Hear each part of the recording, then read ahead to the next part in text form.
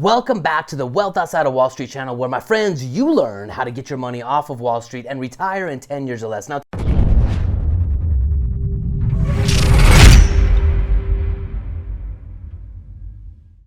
today, my friends, we are going to be reacting to a video, How I Lost All My Money by Christy, Carlson, Romano. I'm excited to dive into this because, look, in the long run, when it comes to financial freedom, when it comes to money mastery, it's not what you make, it's not what you invest, but ultimately what you keep that creates real wealth. So let's see what Christy did to lose all of her money, and let's learn from this situation, learn from this experience, so you can master your money, keep the money that you make, and ultimately create wealth. Let's dive in. This is how I blew all my Disney money. I started making money with Sounds Disney interesting. when I was 16, and there's a law called the Coogan Law that protects minors from their parents spending all their money. That's not exactly what happened to me, but I will take you on a journey to my path of financial fluency and how I made and lost millions of dollars. So basically, you start to make money every week.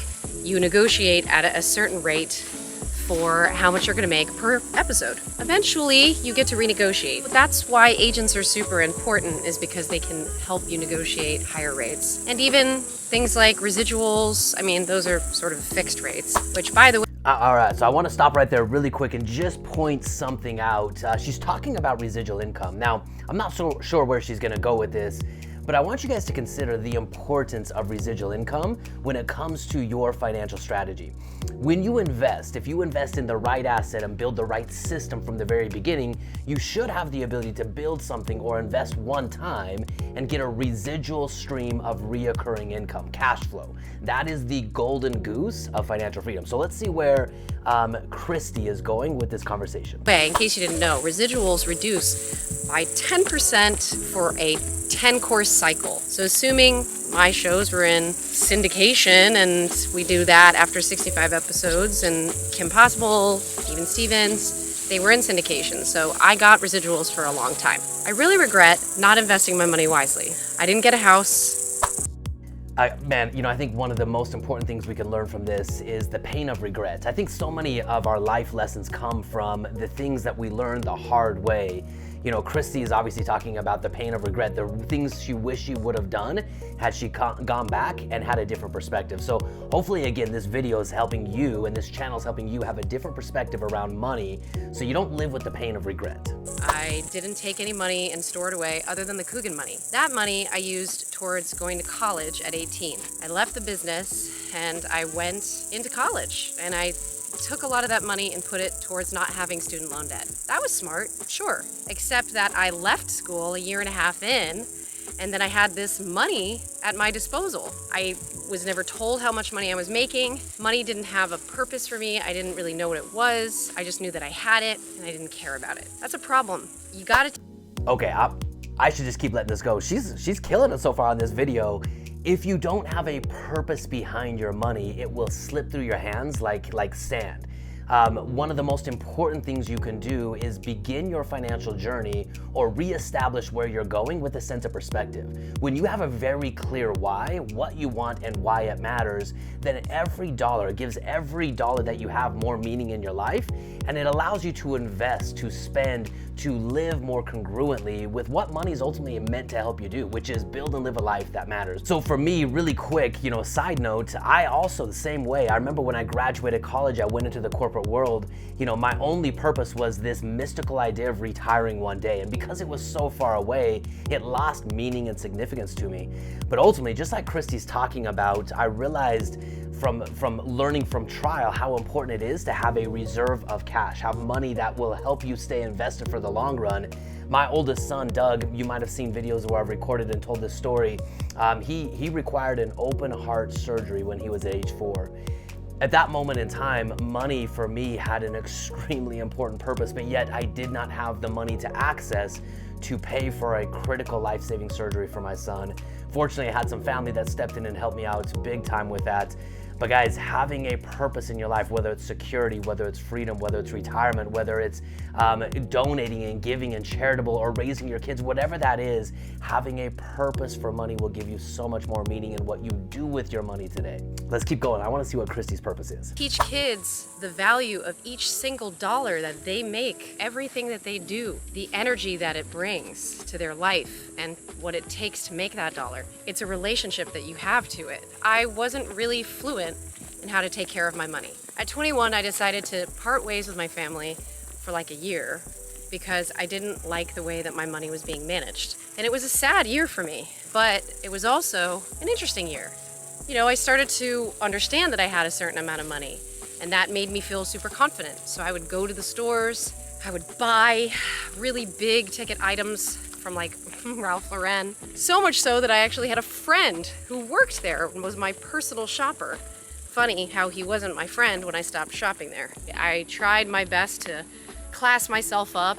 At the time, I was also dating somebody who kind of gave me this like stigma of not being good enough. And a lot of people were telling me I wasn't good enough. And so I was using buying things and money as a weapon. I felt like if I could... Man, I don't know. I've never heard of this Christy before, but I love what she's talking about. She's talking about a relationship with money. You know, that's really what it is. And look, at the end of the day, no one really wants money. I want you to consider that. No one really wants money. They want what money can be exchanged for. And I'm gonna walk you back in time just a moment to Christy's previous comment. If you don't know what you want, then you will chase endless things, spending money, trading money, trying to buy things and find happiness and fulfillment in the things you buy, the cars you drive, the places you go. My friends, it is so critically important that you align your spending, that you align your money with your deepest, most congruent values. That then allows you to spend money in a way that's fulfilling instead of the empty, hollow, shallow way that so much of our consumer conditioned culture is built around. I love what Christy's talking about. So far, she's getting an A+ for me. Let's keep going. If I could just buy certain things, I would feel better. Or if I just lived a certain lifestyle, I would be closer to that joy of feeling accepted and a lot less alone, because I felt really dumb for not knowing about my money, and I never really made peace with that. Even to this day, there's nothing that I can really do about the fact that money came and went. So for example, the biggest regret I have is that a psychic came into my life and managed to get a bunch of money for me. I will definitely talk about that another time. With some other crazy purchases that I made. You know, if you've ever read the book Atlas Shrugged, inside of Atlas Shrugged, the author, Ayn Rand, kind of classifies people with certain different the ways that they react as it relates to money. And she talks about this concept of moochers and looters. And when you have money, the moochers and the looters come out of the woodwork to mooch and loot your money. And it's really interesting, my friends. Again, unless you have a financial plan, unless you have a plan in place to make money, keep money, and turn it into cash flow residual income, which Christy talked about, moochers and looters, they will come and they will try so hard. I've lost thousands of dollars, probably not as much as Christy here, to moochers and looters over the years because I wasn't intentional with the money that I had always in my life. So such powerful lessons that she has learned through experience. So Christy's talking about having lost millions. I lost thousands. You might have, as you look back in your life, have lost hundreds, maybe thousands like myself, or maybe even millions like Christy. But at the end of the day, the lesson is congruent. It's the same. It's not having a purpose that causes money to flow in and out of your life. And so here at Money Mastery, the concept of all of this is when you master money, you know what money represents. You know that it's something you've traded your time for. It's something that's required to buy your time back. And it's really a tool to build and live a life that matters. It's knowing what matters to you that will allow you to retain control over your money. Let's keep going with Christy. I'm super intrigued by this story. I had a 72 Corvette that my uncle from Ohio didn't want, and so he offloaded it to me. I was having to do all this work on a car that I never even drove. I would have anybody that was dating me at the time, please drive my car. Please just drive it so that we can have fun together. That's so sad. Anyway, I did away with the car. I bought, being the operative word, when you should really just lease, a G-Wagon, Mercedes, every month payment, really bad on gas. I mean, it was when it first came out too, so everybody was super into this car and I just needed to have it. I mean, you think you have this extravagant life and then real life hits you in the face. It's like, no, now you have to maintain the car. Now you have to put nice gas in the car because it's a particular type of engine. Overall, I was not being... You know, I think that's a really important point just to really pull out there. it's not ultimately what something costs, right? You know, oftentimes we buy something and we think it costs, you know, a monthly payment. But more than that, it's what having that thing ultimately costs you, both in time, in future payments, in added, you know, maintenance and repair, in attention. You know, Christy, she said she bought a G-Wagon, and that G-Wagon increased her expenses. It increased her stress load of having a car that she didn't know how to drive or didn't want to drive. She would have her friends and, you know, people she was dating drive it for. So it cost her in multiple different areas of her life. It wasn't just the financial cost, it was the emotional cost as well, and then all of the added costs on to it. Here's something to look out for, guys, in the concept and conversation of mastering money. You know, whenever you go anywhere, find out and truly calculate what something costs you. We have a whole nother video where I go through understanding what your actual cost is when you understand how much dollars per hour you make. Then you understand, if I buy this thing, it's gonna cost me not just X dollars, but X time as well. And it puts things into perspective. Let's keep going. Taught how to manage my money. For example, when I was 21, I had a record deal, I had a book deal. And in that year, I made just about $1 million. And in that same year, I spent it. I pretty much had like a loss. And I know that sometimes that's... Isn't that crazy? You know, I think a lot of people, they still have this idea that if they had $1 million, they'd be set for life. It doesn't really matter how much money comes into your life. Christy's talking about it with $1 million, but we've seen pro athletes from multi-millions, maybe even approaching billions of dollars. They've made so much money, but yet after a couple of years, they've lost it all. It's all gone. So it's not how much you make. It is truly your money mastery that determines what you keep and how, if you turn that into a stream of residual income. That's like a good thing to report, but it's really not. You want to know that you've made money and that some of it's saved. It's really sad. But really, there's no purpose in fretting about the past. Everything that happens to us has to be a lesson that we can grow from. I went back to school, and I went back to school on a grant so that I could finish my degree finally. And I think I was like 30, and I went back to school another time. But in the process of getting my degree, it was like 12 years long. So I'm just like a lot of people out there. I have student loan debt, and I'm trying to pay stuff off. And meanwhile, I have kids. Now, my biggest thing about child actors, you aren't told that the work is gonna slow down. In fact, I was told the opposite, specifically by my mom, some of my team, even my money manager at the time. Oh, don't worry, you know, because the residuals come, or don't worry, because you're gonna keep making money. And you know, it's interesting. It bred a sort of contempt in me. It was a tremendous amount of pressure. And I think I self-destructed, to be perfectly honest. After my mom stopped working with me for that year, I was like 3 hours late to auditions. I would like not get there on time because I was just not mentally like in the pocket. I was overwhelmed, pretty much. And so the transition wasn't smooth for me, monetarily, emotionally, anything. There's ways to avoid this, and maybe I am somebody that's wanting to open up to you so that you can learn from me. But I will say, invest that money in ways that matter. The trick. That's a really important point. You know, in a lot of our videos, I talk about your financial intelligence and investing in things that you understand. She's talking about investing in something that matters, and I think there's a lot of different ways that we could look at that. How does something matter? How do you know if something matters? Well, you have to begin with the end in mind. What is it that we're trying to accomplish? Are we investing in a lifestyle? Like, she had spent a lot of money on a lifestyle, and at the end of the day, she walked away from that with regret. So my friends, it's very, very important that you understand what matters to you. And if for you, I have to imagine that a version of financial freedom and balancing that financial freedom with mastering money and living in the present, those things matter to you. And that's important to know and understand, because that gives meaning to the dollars in your life right now. So, so far, this video is phenomenal. We're gonna go just a little bit more, and then we'll see where this goes. The key thing is that when you're young, you need to be taught the difference between an asset and a liability. So a dollar can either make you more money, or you're just giving it away. And so when those... Okay, that's a really important point.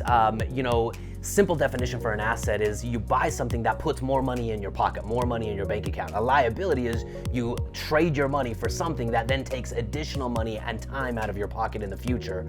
And so oftentimes people trade their money for liabilities. And then again, it just goes back to what we were talking about earlier. It's not just what it costs from a dollar standpoint today, but it's the future time that you're trading. This is the rat race, my friends. People go to work, they earn enough money, they then go buy something on payments, and they have to trade the next 5 years, 10 years, 30 years of their life making payments on the thing that they lost really a desire to own after the second they bought it. So Man, she has really got a powerful perspective. When those numbers started to go down, I felt like I needed to like just perform. And then the joy of performing got taken because all I wanted to do was make more money. And so, yeah, I mean, it very easily becomes about making money for you. I did a lot of movies I didn't want to do. There was a specific movie I actually did that I'm not proud of. And now I've got, 2 daughters. I love them dearly, and I would never, ever want them to go through what I went through. Basically, I did a nude scene. I had never thought in a million years that I would ever do something like this. I was America's sweetheart, morally sound in my mind. Like, I believed in the Disney magic, I still do. And then I felt so exploited and marked and horrible. So obviously I'm okay now. Okay, here's a really interesting point, and I think I'll probably cut it off right here. Look, she got into a position inside of her life because of her lack of money mastery where she was forced into working. How many of you feel like you're in a situation where the decisions that you're making aren't fully your own? You're in a situation where you have to wake up, you have to go to work, you have to deal with the boss, you have to take on whatever comes your way because why? Well, you have to pay your bills at the end of the month. My friends, everything in this video from such a powerful perspective of being on the highest of the high. I mean, I think she started when she said she was 16 or something like that. It sounded like she made millions of dollars through her career, and because of the lack of perspective, because of the lack of financial education, because of moochers and looters, potentially which included her parents and family, which, my friends, those can be some of the worst moochers and looters of all, she lost everything that she had made. And once she lost everything that she had made, her work, her time became 100% focused around, I have to now make more money. She was stuck in a version of the rat race, and that led her down a path of making decisions that weren't necessarily in alignment with the values that she had as an individual. So my friends, I think the ultimate point of this video, and I'm gonna give this straight up an A+. I mean, the fact that she was vulnerable and shared the lessons learned from a life of challenges, she's a stronger, better person for it. I think every successful person, they have one characteristic in common. They learn from their failures. Failures are ultimately their tuition in life.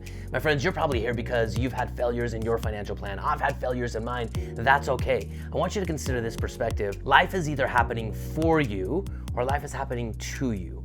If life is happening for you, then everything happens for a purpose, and it's usually a purpose for you to learn, to raise your financial IQ, to understand what works and what doesn't, and to refine your decision-making process around money and ultimately around money and life. If life is happening to you, then you're a victim of your reality.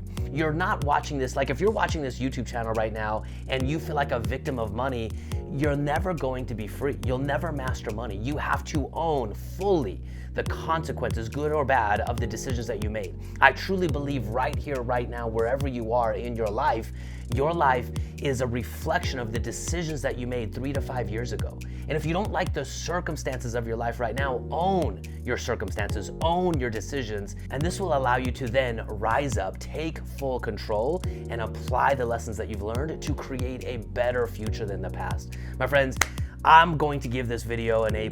Christy, Carlson, Romano killed it in this video. Drop in the comments below. Tell me what you learned from this. Tell me about your level of money mastery, the pain and the success as it relates to money. And then check out some of the additional videos on the channel that relate to mastering your money so you can learn from Christy's experience and apply a better framework to your investing. So my friends, most people come to YouTube channels like this one because they want to learn how to make more money. And I want you to consider this. In Christy's situation, she made a lot of money. A lot of money, millions of dollars. And in the end, it didn't really matter. So making money is just one component of money mastery. It's not until you understand how to link all 4 components together, which is making money, keeping money, investing in things that matter to you, as well as investments that produce residual cash flow, and then living a wealthy life. That comprehensively is the topic of money mastery. And that's what this channel is all about. It's a framework for understanding how to make money, keep money, invest wisely, and live a purpose-driven life. My friends, this is money mastery. You're in the right place to master your money, master your finances, and ultimately use those finances to master your life. Hey, you made it to the end of the video. You must care about your money and your ability to retire. So subscribe, watch another video, and stay on the channel so we can help you make even more money and retire even faster. We'll see you on the next one.